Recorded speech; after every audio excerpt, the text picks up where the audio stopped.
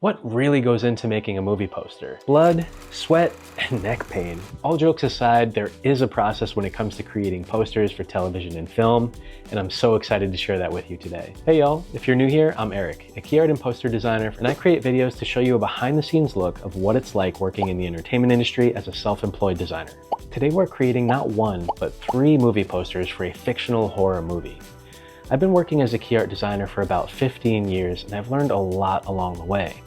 So I wanted to create this video to give you a behind-the-scenes look at what goes into creating a poster like this if you're working with a network or an agency. Unfortunately, a lot of my projects have rights that are owned by these clients, so I can't always share them with you on this channel. But by creating a fake movie, I can dive a lot deeper into the process. Because I didn't have any real-world assets from working with a client, I decided to make my own, and you can do this too. It was actually really fun. And if you've seen some of my shorts, you'll know that I've played around with putting myself into some of these posters before, so I thought, why not take some photos of myself and then incorporate it into the actual poster design? And that way I can use my own assets as a starting point. So in addition to the poster design process itself, you'll see all of the things that go into that process leading up to the actual designing. This includes things like mood boards and inspiration, a shoot deck with lighting and pose references, setting up lights and capturing those shots, then designing the posters in Photoshop, and then finally presenting those posters in a professional looking design mockup.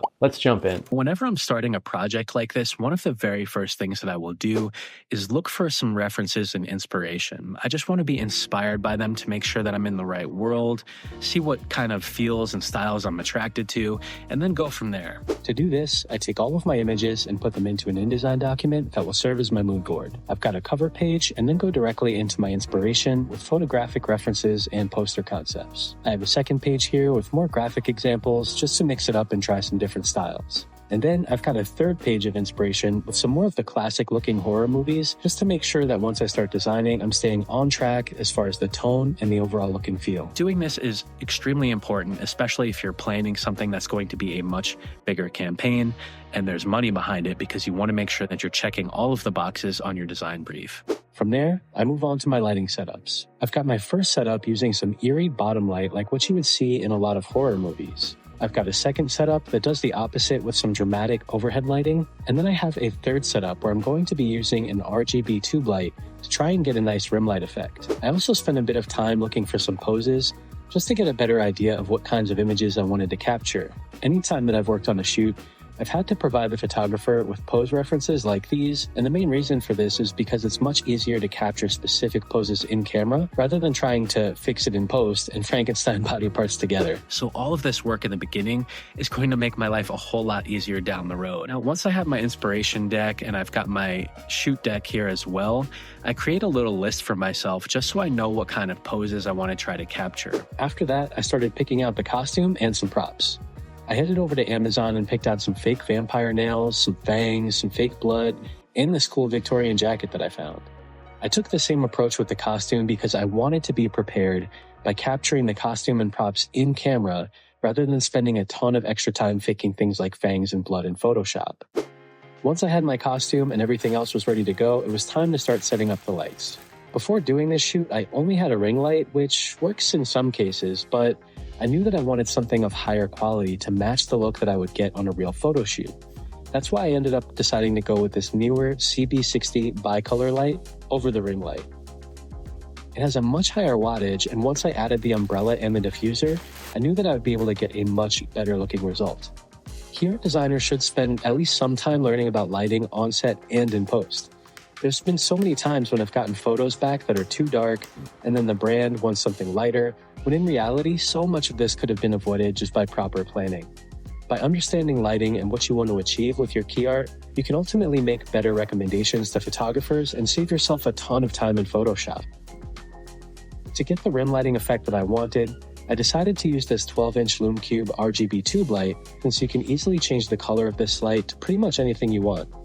It's important to just have these things in mind rather than just showing up the day of a photo shoot and really not knowing what you're going to do or what you need to capture. And if you're doing a real photo shoot, you're always going to be spending probably a couple of hours or at least a half a day setting up your lights, doing some tests, trying to get everything right before your talent arrives for the shoot. So I tried some stuff using the tube light above my head, tried some with the tube light underneath, And a lot of sort of experimentation went into this. And this is all just in the name of being prepared. Now it's time to get into costume and get to work.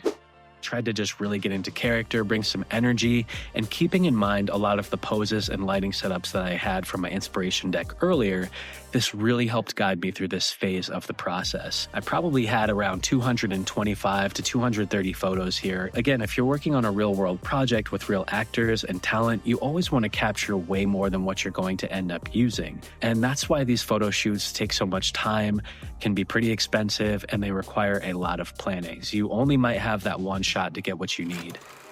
For these posters, I'm going to be working in 18 by 24, which is a pretty common poster size, at least for theatrical posters in the US.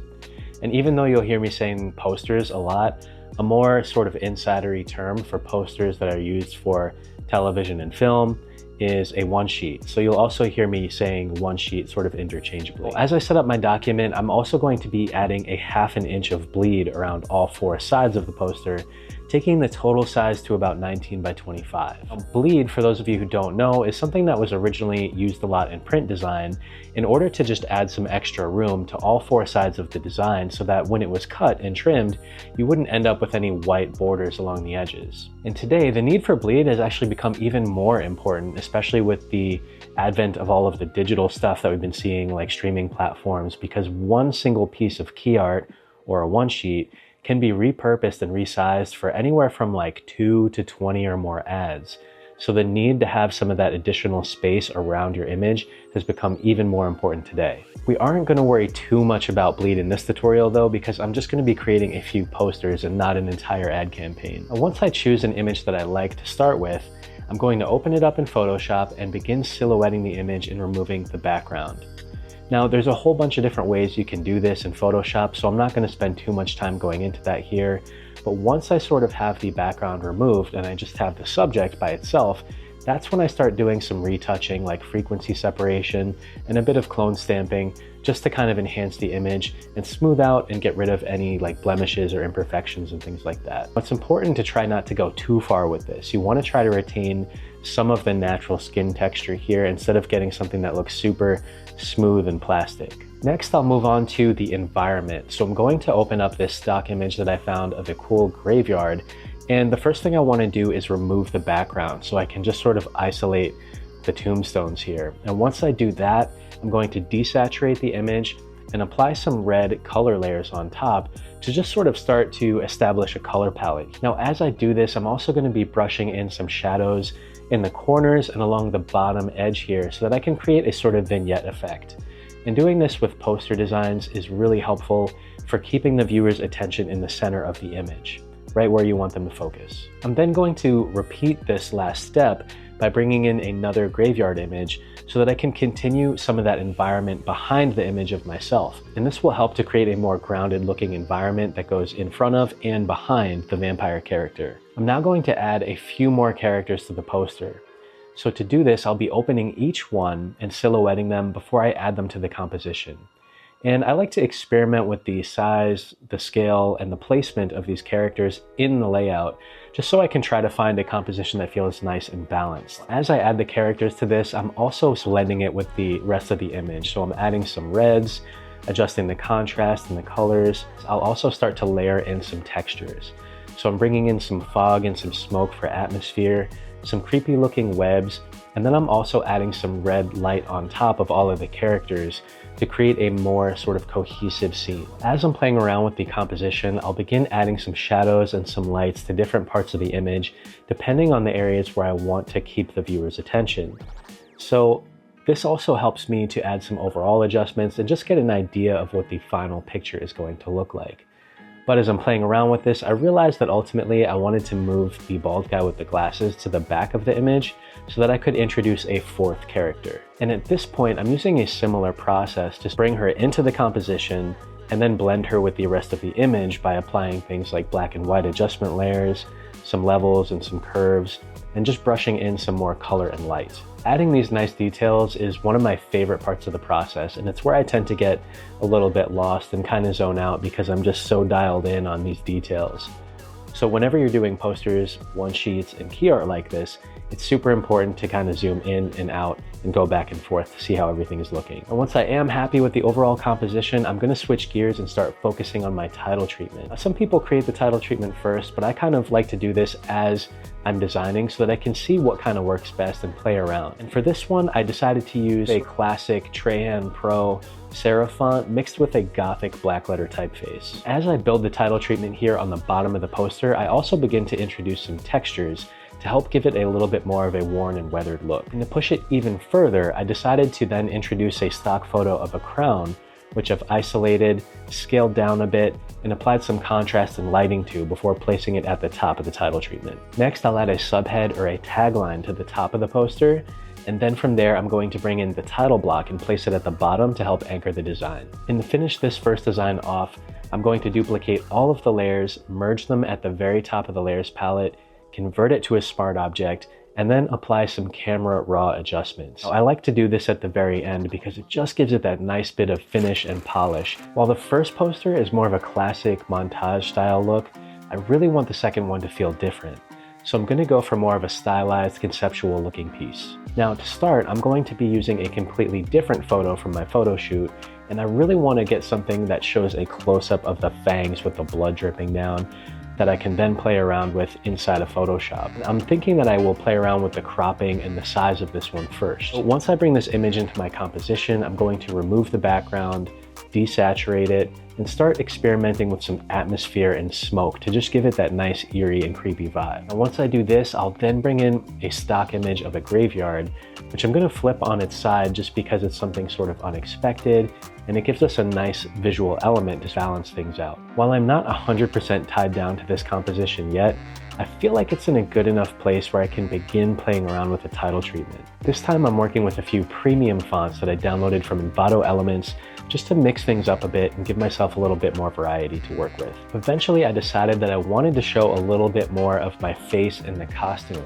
so I ended up swapping the position of the vampire character with the graveyard. Doing this also allowed me to introduce more of like a red kind of overlay look, which is actually pretty similar to some of the references that I found for movies like Red Sparrow and Dracula on BBC. At this point, I'm pretty happy with how things are looking, so I begin dialing it in by adding some of those finishing touches, and I even did a bit of manual painting here to darken some parts of the mouth in order to help the fangs stand out more. I then introduced some texture and some colors on top of the image, as well as in the title treatment to again give it that sort of grungy and distressed looking feel that we see in a lot of these horror movie posters. From here, it's a matter of finishing this one up with a bit of polish by duplicating all of the layers, merging them together at the top of the palette, converting it to a smart object, and applying some camera raw adjustments before moving on to the third design. Now for the third and final piece of poster art, I decided I want to do something a little bit more graphic, kind of like some of the old school posters that I saw like Fright Night and Nosferatu. Well, I'll start this one off by again grabbing a different photo of myself in the vampire costume,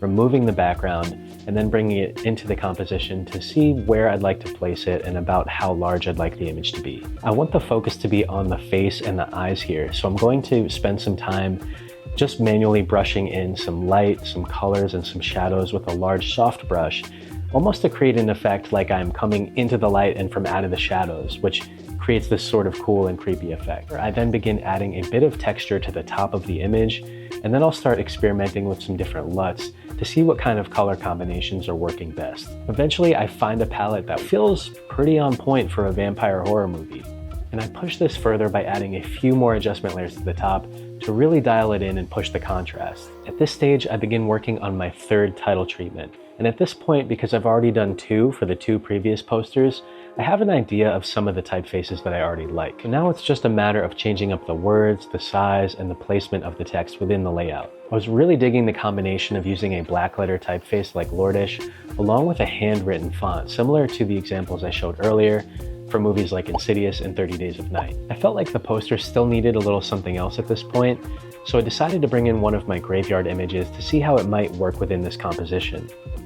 I decided to place it towards the top of the image, remove the sky, and then kind of put it below a few of my texture layers before adding some shadows and blending everything together so that it would feel very cohesive. It was finally time to add in the credit block, so I brought that over into my document from one of the other two posters that I created, and I began playing around with the size, the placement, and the colors. As I was doing this, I decided to also change up some of the colors on my title treatment and play around with some more textures here as well. And from here, some finishing touches and a little bit of polish to this poster before calling it done.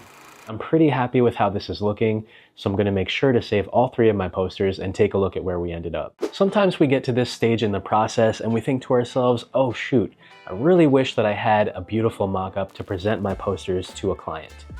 And we might not always have those mock-ups readily available to us, but not to worry, I've got you covered. So here I'll be using a few of the mock-ups from my brand new New York City print design mock-up pack, using photos that I took myself in New York City and made each of these 15 beautiful mock-ups from scratch.